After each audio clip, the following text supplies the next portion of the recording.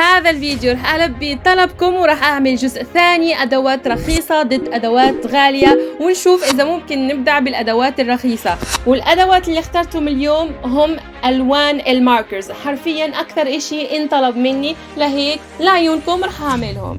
طيب إذا حابين تشوفوا النتيجة ومين اللي ربح معانا اليوم ابقوا معي لحتى الأخير.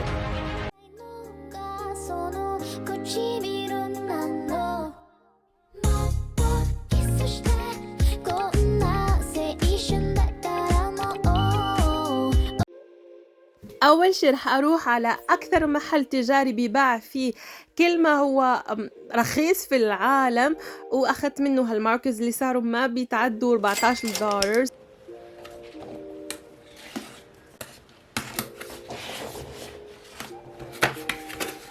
ورح أعمل لهم انبوكسن معاكم.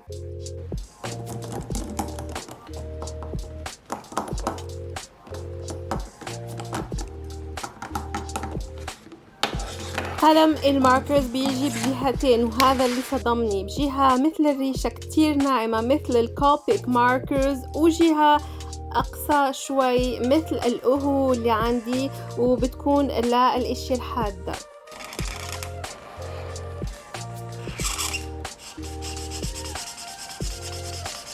ودائما قبل ما أجربهم في الرسمة أحط كل الدرجات في ورقة بهذا الشكل لحتى يكون عندي كل الدرجات قدام عيني وأجرب الألوان اللي فيها.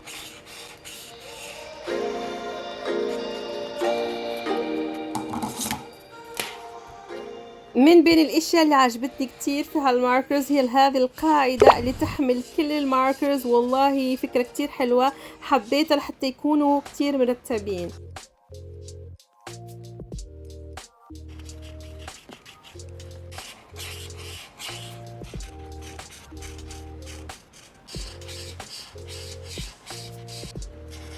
مو شرط يكون عندكم هالألوان إذا حابين تشتروها ببلدكم، بس إذا حصل وهالألوان كانوا واو بالرسم وكانوا بيمشي الحال جربناهم حتى وإن كانوا رخيصين، فأي ماركرز رخيص بالعالم بيكون نفس الشكل.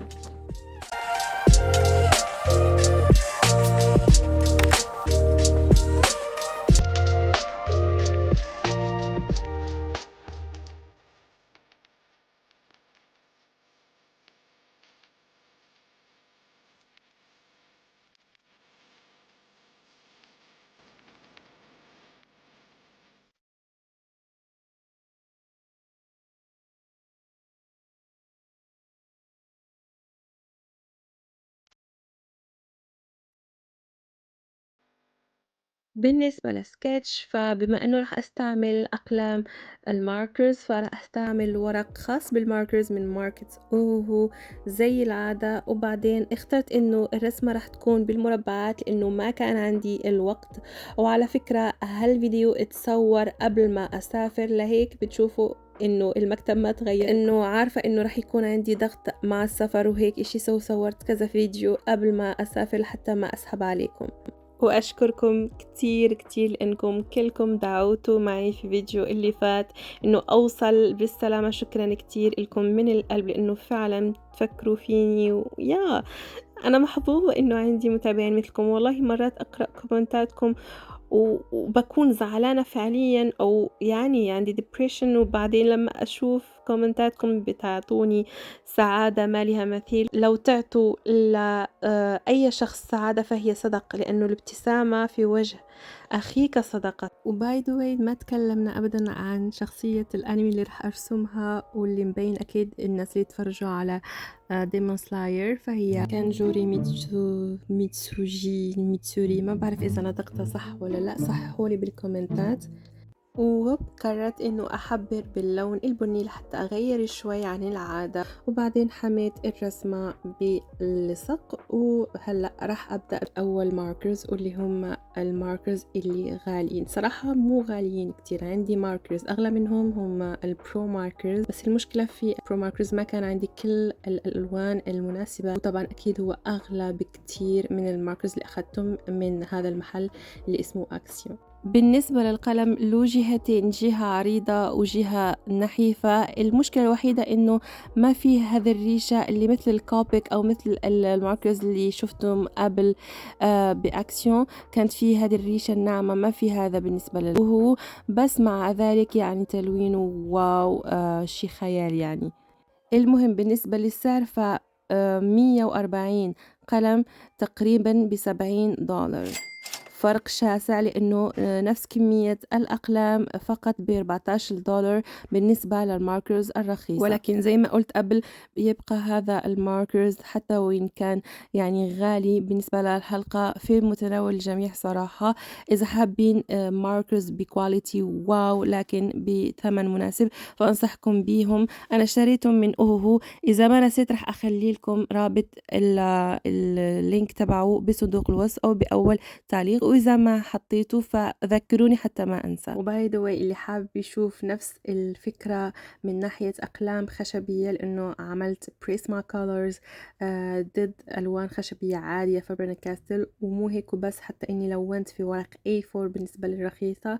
فرح أخلي لكم رابط هالفيديو بصندوق الوصف كمان هون بيظهر لكم على الشاشة. استمتعت فيه كثيرا والله صراحة كان حلو كتير. بس هالمرة إن شاء الله راح أعمل كيف نلون بأقلام خشبية عادية بس في ورق بيكون كواليتي مثل ستراثمور أو بريستول، لأنه المرة اللي فاتت لما لونت بالأي 4 قلتولي ظلمتيهم صراحة، وأكيد ظلمتم. سو إن شاء الله مرة المقبلة راح ألون بيهم بالورق ذو جودة عالية حتى نشوف إذا ممكن نبدع بالأقلام الخشبية الرخيصة ويكونوا بديل للبريسما كولرز، وكيف يعني ممكن ندمج بيهم وكل هالاشياء ان شاء الله. صحيح هذه البنت صدمتني الصراحة، لانه في اول ما كنت اعرفها ولما بحثت عنها شوي لقيت انه لابسة لباس شوية يعني غريب شوي. يعني ليش لابسة هاللباس يعني ومتبين مفاتنها يعني هذه البنت؟ وثاني اشي ما فهمته هو الاشياء اللي القلبين اللي عندها ولا النقط السوداوتين تحت عيونها. اللي عارف حكايتها البنت قولولي بالتعليقات اشرحولي. ان شاء الله كتير ناس تسألني كيف ألون البشرة بالماركرز وبالخشبي، ان شاء الله رح اعمل فيديو مخصص فيهم، سو انتظروني كمان بهذا المناسبة. بعدين لما لونت اكيد البشرة بيرفكت زي ما احبها دائما بالماركرز. وفي تحدي لانه اخترت هذا اللون من الشعر بيكون بينك على اخضر على اورنج على اصفر، سو في ديجرادي بعيد، واذا لمس البينك مع الاصفر رح يرجع اورنج. سو المشكلة انه ما لازم يتلامس الديجرادي حتى يجي الديجرادي حلو. وبعد ما انهيت كل هذا الشي راح امر لجهة الماركرز اللي طبعا اكيد رخيصين.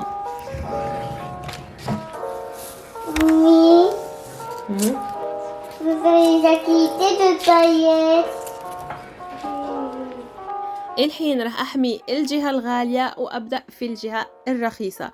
أكيد راح أخذ الشيء اللي لونته قبل حتى ما أضيع في درجات الألوان. أول شي لاحظته في هالماركرز هو إنه لما كنت أعمل الدرجات نفس اللون اللي في القلم بينحط على الكتاب أو على الورقة، سو هذا الشي حلو. وبعدين لما كنت بدأت ألون وأحط طبقة أولى صراحة الريشة واو زي ريشة الكوبيك ماركرز، انصدمت صراحة بالكواليتي، قلت إنه أحسن من الأوهو نفسه.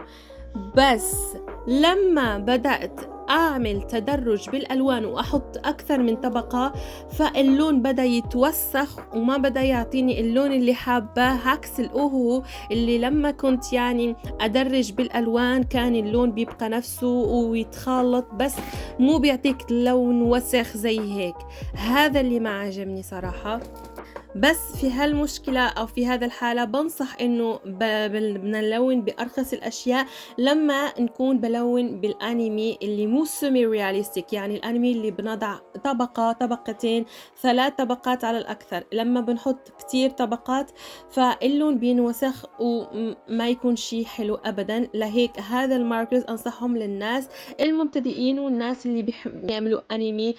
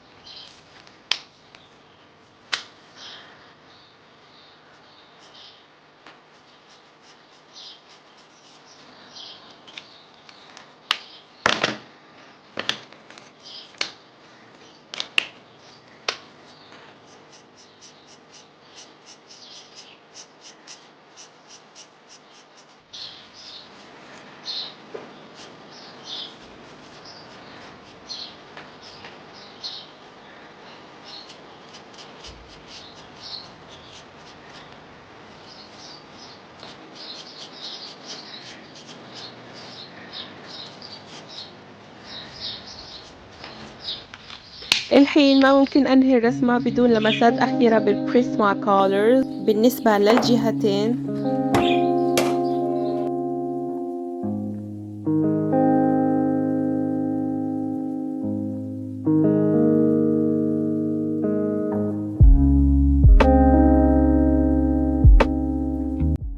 وأكيد ما رح ننسى نضيف اللمعة بقلم جيلي رول أو أي قلم أبيض، هون رح أضيفه بصباغة.